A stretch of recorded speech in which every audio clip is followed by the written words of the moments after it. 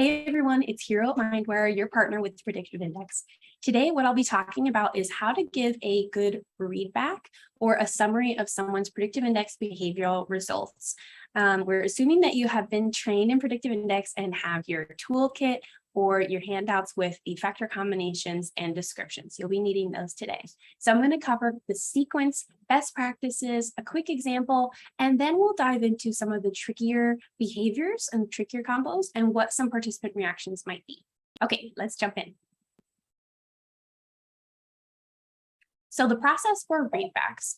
First, we want to cover these 6 factor combos, and that is going to be in rank order, again, from strongest to least or widest factor combo to most moderate. And that's going to get you your big bang for buck where someone goes, oh yeah, that is totally me, right? We're describing the biggest, strongest personality descriptions about them first. Then we want to get into the strongest motivating need or the highest factor. That's going to be the furthest right on their graph. What gets them out of bed every morning? What really drives them at work? Then we'll cover factor E, which is decision making. I put optional here because if you're running out of time, it's not crucial to cover, but it can add a lot of good nuance to your conversation. And then finally, self-concept. Only if the changes are significant. So if it's really not a lot going on, maybe it's gentle, expanding or contracting, may not be worth your time to cover. You can just describe it that way. You're being a little bit more of your natural behaviors. You're trying to rein things in. But what I usually do is I pick the top kind of 2 to 3 really big changes, particularly if a factor is crossing the midpoint or if they're big factor combos have switched, and you want to describe that to them and get their reaction. So let's break it down a bit more for you high Ds. The factor combos, all 6, there's only 6. You can use your toolkit in rank order, right? So largest to smallest. And we want to describe them to the participant and say, you are generally, very, or extremely. Remember, that's going to be 1 sigma, 2 sigma, 3 sigma plus, generally, very, or extremely. And we want to describe the behavior. You are generally proactive. You are extremely quick to connect. And then give an example of that. What I mean by that is you tend to work really quickly. You tend to make friends quickly, right? And keep it positive. What's great about that is, or if you have a relationship and you have context of their job or how they do work, you can give it an example that you really know. An example of that is, remember when you met with Gail in the break room yesterday, you just kind of clicked and got her talking about things? That's what I mean when I say you're quick to connect. So give an example, tell a story of those behaviors. For the motivating need, furthest right factor and motivator, and say you have a really strong drive for, what is that motivating need? Outcomes, for sociability and connecting with others, for patience, being methodical. And then again, give an example. What I mean by that is, when I say you have a strong drive for outcomes, what I mean by that is you really want to get things done. You have a vision, you like to be in control. So that's one example. And then for decision making, the E factor, again, you want to call it generally, very, or extremely, and then intuitive or subjective, and then logical or objective in your decision making. And again, give an example. What's great about that is you really dot your I's and cross your T's, or you've got this great gut feeling and it helps you get things done faster. And then finally, the self-concept. You told us you're trying to be, right? So remind them that when they took the assessment, they were answering 2 questions. And the first question was, how do others see you at work? This is what we're measuring. You told us that how others see you is you're trying to be a little bit more harmonious or outcome oriented, more independent, or you're trying to work more through others. Those would be the A and B factors. Now we want to keep it positive and say you're trying to be more of something. No one wants to be told they're being less of something, right? I noticed you're trying to be less independent. How great does that sound? No, I noticed you're trying to be more of a team player, more harmony seeking. Okay, that's something positive. And then of course, get their reaction. Do you feel you're spending energy there? Or how does that show up for you? What's your reaction? Okay, so that's the sequence. Quick reminders, do be conversational. Make it about them. Excuse me. And start off with, I'd like to give you some feedback on your PI behavioral results. Did you get a chance to read it? If they haven't, give them a report, print it out or pull it up on your computer and give them a few minutes, look away maybe, right, for the low Bs, and let them read it, let them get a reaction, ask them what they think. Don't be afraid to open up with just, what'd you think? Because in my experience, most people go, yeah, I thought it was pretty accurate. I found it very interesting. And then that's your opener to start with your feedback session for this readback. Maintain good eye contact, show positive body language, all the good people skills that you have, and tell the story of those great behaviors. Do not use the language A, B, C, D, M, E, A over B, B over C, D over C, sigmas, norms, factor combos, anything of that. Don't use it. They don't know what you mean. And for the high detail, it's going to just kind of get them nervous. We want to keep it conversational. And don't just point to the PI and go, yeah, what I see here is that you're really dominant. We want to focus on the conversation, making it about them and their strengths. So use the descriptions, those phrases and words, instead of saying you're extremely A over B. We want to say you're extremely task-oriented. Okay, so here are some of my favorite questions to keep it engaging. Some to kind of confirm agreement. Personally, I pause after each factor combination description and ask a question like this. Does that sound like you? Do you feel that's true? How does that sound?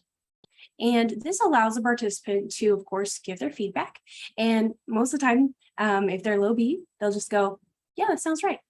If they're more extroverted, they might turn into a dialogue and share more about how they're feeling. You can also ask questions that'll help expand and engage them. Have you seen this? Have you felt this? Have you heard this before? You know, I just said you're super task oriented. Have you heard that before? Or have you felt that that's true? Where do you feel that the most? Or where do you experience that the most for our less touchy-feely friends?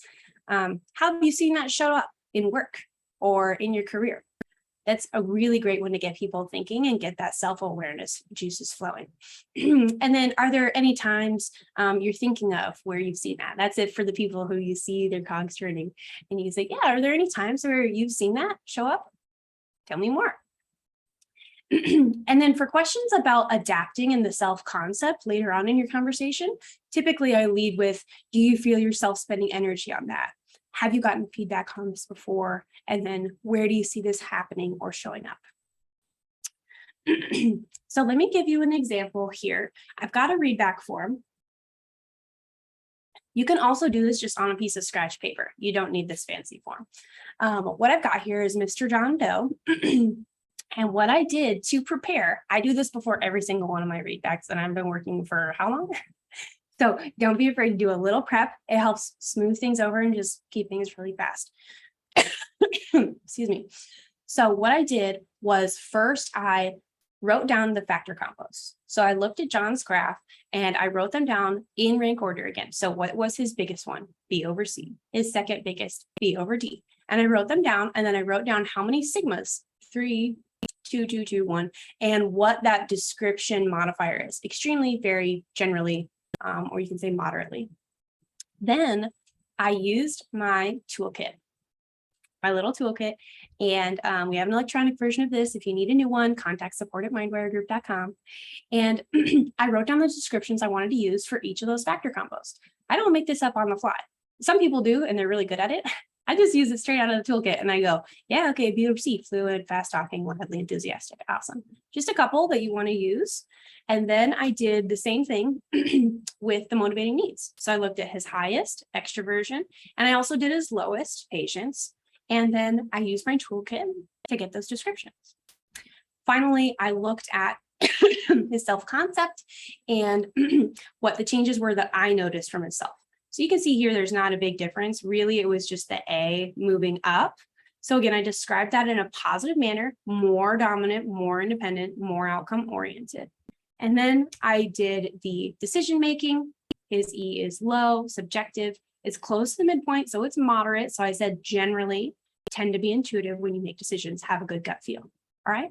So that's how I prepped. I wrote down the words I wanted to use so that I wouldn't feel scatterbrained. Then when I sit down with John, I'm going to start with an opener. Hey, I want to give you some feedback about your PI results. Did you have a chance to read it? What'd you think? Give him a chance to respond. Then I'll go through the factor combo descriptions and pause and check in at appropriate times. So I'll say, great. The first thing that your PI tells me about you is that you are extremely quick to connect. What I mean by that is you're fluent, fast talking, lively, and enthusiastic. And then if I know them, I could say an example of that is how you always walk into the office every day, or you always open up Slack first thing in the morning and you say, hey guys, good to see you. How was your weekend? And you just check in and you've got that great social vibe going. So I'll continue on through. The second thing I noticed is that you're very informal. What I mean by that is, right? So I'll go da, da, da, da, and make sure to pause. How does that sound? Do you see that show up? Do you agree? What do you think? And then I do the primary factors, the motivating needs, highest and lowest. So I say, okay, after all of those behavioral traits, the next thing that your PI tells me is that you are extremely motivated by opportunities to interact, influence, and connect. So you have a high drive for extroversion. Again, I can give an example, or I can just get his reaction. How do you feel? Do you see that show up? Have you gotten that feedback? And I can do it with the low as well. Your PI also tells me, or what I also notice is that you have a low drive for patience. And what I mean by that is that you have an intense need for variety, to be fast-paced, mobility, and have freedom from repetition. So again, keeping to those descriptions. What do you think? Get his reaction. And then I'll say, now the PI also tells us a little bit about where you're adapting, how you're putting energy into changing and modifying your normal behaviors based on feedback you get. Maybe remind them about the questions that they answered, right? You were asked how others view you at work. So I'll say, your predictive index also tells me that at the time you took this, you're putting a lot of energy into becoming more dominant, even more independent than you normally are, more outcome oriented, and a bit more task oriented. Remember, because you had that B over A and it switched to an A over B. So I'll say, John, tell me about how that feels, or tell me if you feel like that's true. Tell me your experience with being more independent. Do you feel the need for that in your role? You don't have to ask 80 questions. Those are just some examples.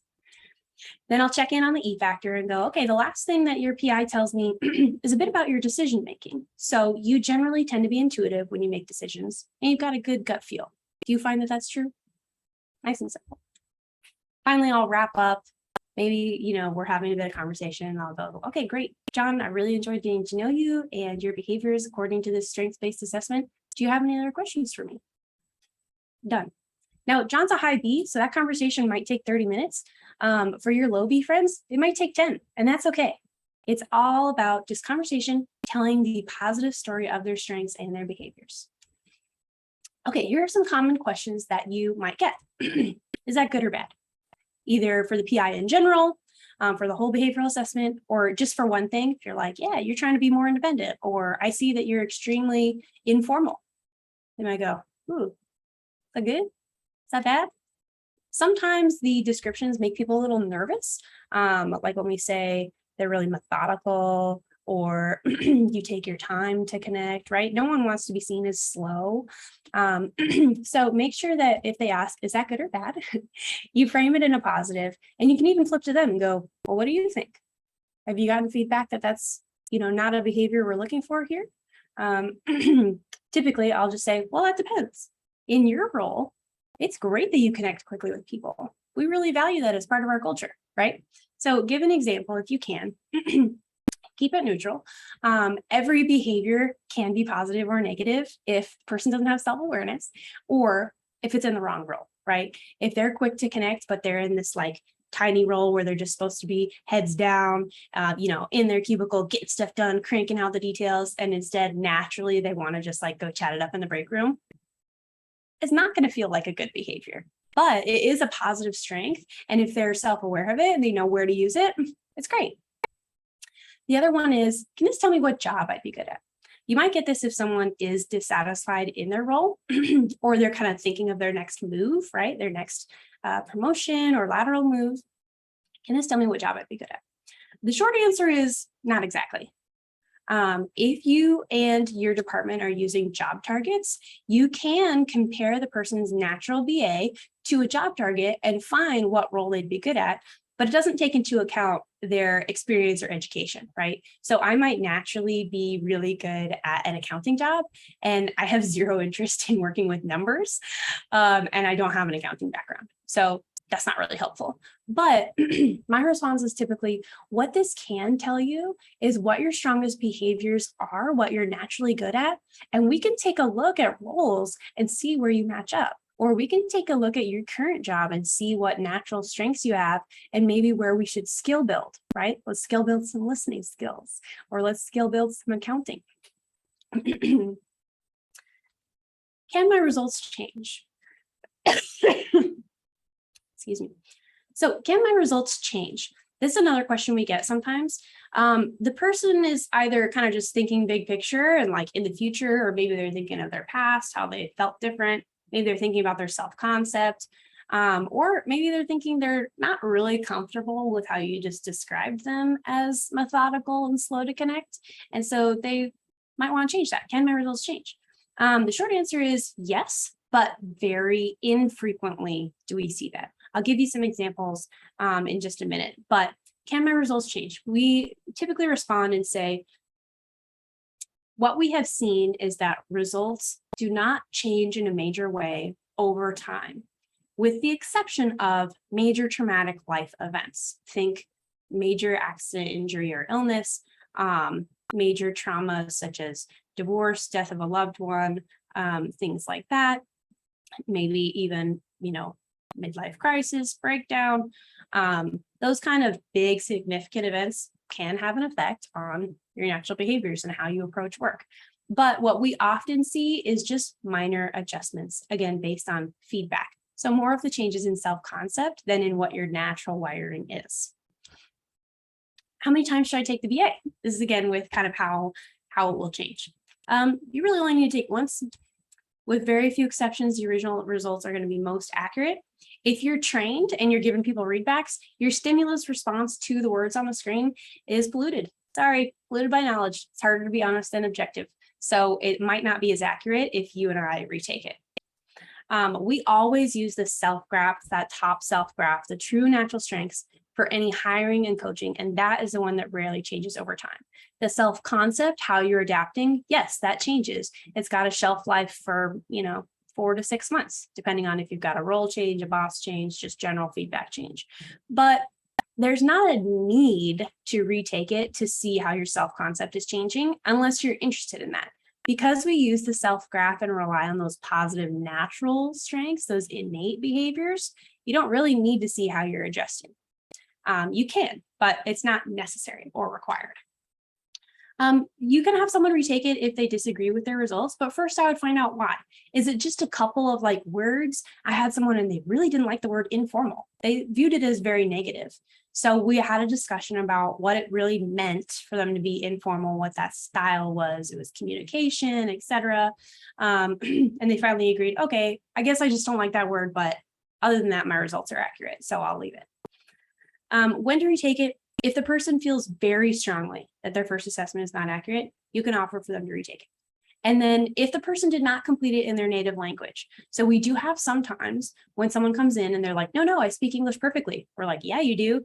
But they grew up in a home with a different native language. And taking it in English is just going to modify things a little bit and cause them to say more frequently, I guess so. And then when they retake it in their native language, despite speaking English perfectly, when they retake it in their native language, they go, these minor changes make a big difference to me, and this is more accurate. So if someone didn't take it in their native language, you can have them retake it. If they are really kicking and screaming, this is not me, okay, you can have them retake it. I'm not going to put up a fight about it, but let's have a dialogue first and find out why. Is it something particular that we can help them work through based on descriptions and examples? Okay, so let's talk about retaking the BA. Here's an example between 2011 and 2020. You can see over those, 9 years? I'm not a numbers girl. It was really just the minor, already moderate factor combos that moved.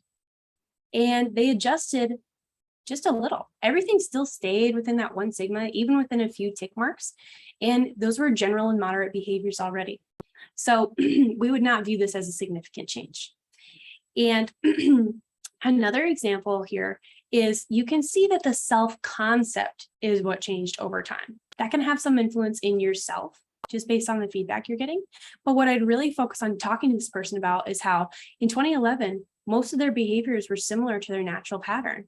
And then in 2020, their self-concept was completely opposite. Look, A is up here, B is on the middle, C is down. I guess the D is the same. But I would talk to them and say, hey, it looks like you're getting feedback and you're adjusting to modify a lot of your behaviors to be different than what your natural strengths are. Let's talk about that, why that's happening, why you think that's happening. Here's another example between just 2018 and 2019. And I want to give you an example of how the self-concept can influence the self. So in 2018, the self and self-concept had the A moving down. So they were trying to be more harmony seeking. And that showed up when they retook it in 2019. The A moved down. Another example, their C moved up and it changed into a C over D in 2018 between self and self-concept. In 2019, bam, C moved up and changed into a C over D. So the question is this 2019 self really you? Or is it just a reflection of your adjustments in 2018 showing up in how you retook the assessment when you were thinking and you were like, oh, well, how I really am? I'll show them. I've been working on these adjustments, right? Someone told me I need to be less commanding, high A. So my 2019 is now showing up as moderate. And you can also see everything shrinked into the midpoint to be more moderate.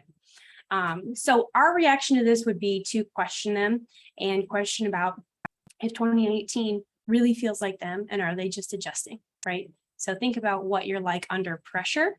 When you're under pressure, are you going to naturally still be this kind of moderate A? Or if you get under pressure, are you going to kick your A back up to 1 sigma and get in control for those outcomes and go, you know what, I've decided, let's go. So think about what you're like under pressure, because that tends to be your true self, right? Your natural wiring.